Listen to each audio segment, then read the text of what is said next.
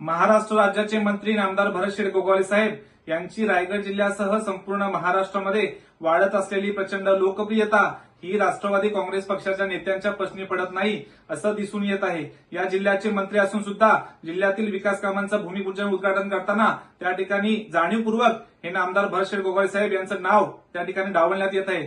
पण मला त्यांना तेवढं हेच सांगायचं आहे की भरत गोगावले साहेब यांचं नाव हे रायगड जिल्ह्यातील सर्व जनतेच्या मनावर कोरले गेले।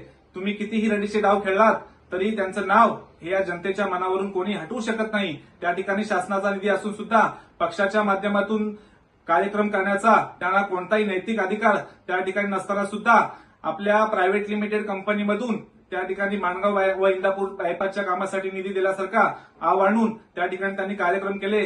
पण त्या ठिकाणी जनतेच्या प्रतिक्रिया आपण पाहिल्यात तर आधी रस्ता पूर्ण करा, आधी बायपासचं काम पूर्ण करा, नंतर तुम्ही नारळ फोडा, अशा संतप्त प्रतिक्रिया हे या प्रवासी व नागरिकांच्या वतीनं व्यक्त केल्या जात आहेत।